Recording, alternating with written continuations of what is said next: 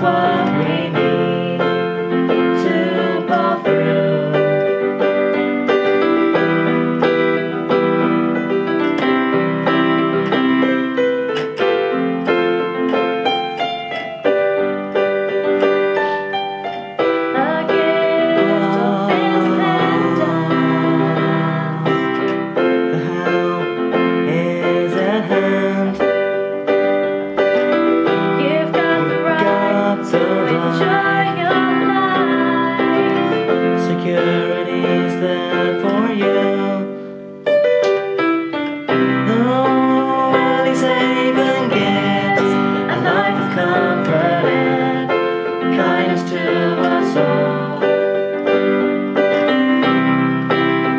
Shines on through, faith is what we've got.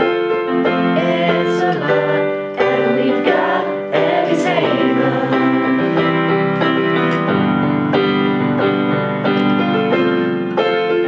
It's a lot, and we've got Ellie's Haven.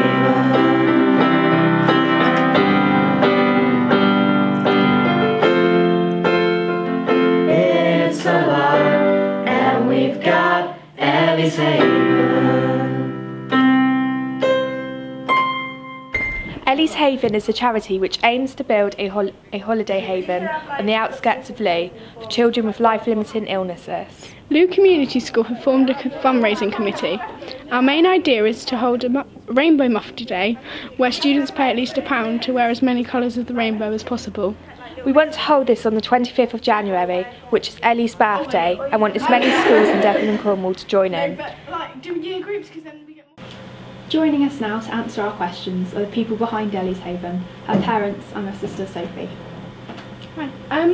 Who or what were your inspirations for Ellie's Haven?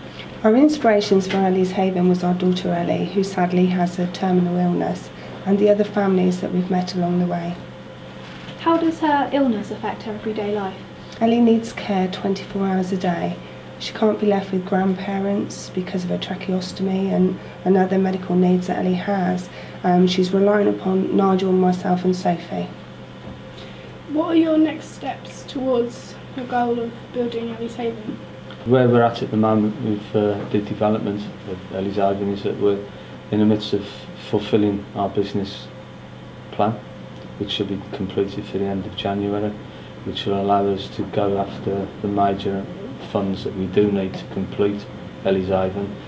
Although we need £1.5 million in our complete fundraising, our first target is 700,000, which would be enough funds to complete the actual build.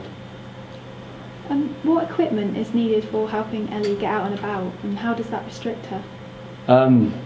Mainly, as with children all in the same position as Ellie is, the kit is all specialised, so anything you have is going to cost a lot of money for one, so you may have to wait a long time before you can get the kit, before you can even take them out. You have specialised wheelchairs, specialised beds, push chairs, suction units, ventilators, oxygen, so each child will have such a lot of equipment which you can't carry in normal cars. Have you visited any facilities similar to how you envisage Ellie's Haven to be? Yeah, we travelled up to Blackpool and saw Donna's Dream House. How was that experience for you? The atmosphere was nice and happy. Yeah. How far have you come in raising money and awareness for the charity?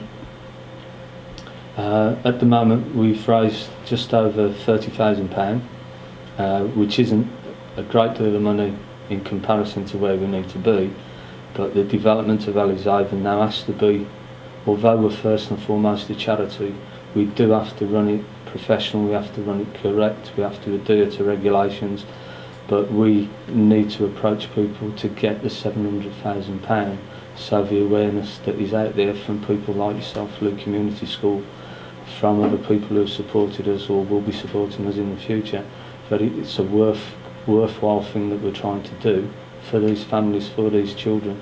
And at the end of the day, some of these children won't get to use Ellie's Haven because unfortunately some of them will die.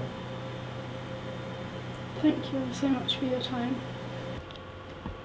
A recent survey from the Parent Care Council of over 240 families shows that there is a real need for facilities such as Ellie's Haven. In Cornwall alone, there are over 2,000 children on a disability living allowance.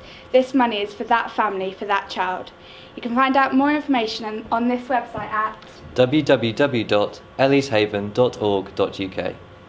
This is the proposed site for Ellie's Haven, which has been generously donated by James Kitson, a local landowner. This is Looe Town Centre. It is roughly 2.5 miles away from the proposed site for Ellie's Haven. It is also only about a 4-minute car journey. In Looe there are local restaurants, cafes, beaches and coastal paths.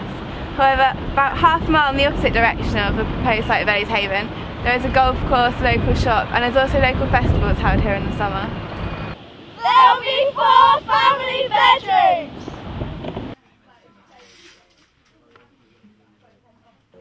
And a sensory room. A kitchen where the families can self-cater. And there'll be a playroom! And there will be several bathrooms. It's a lot, and we've got Ellie's Haven.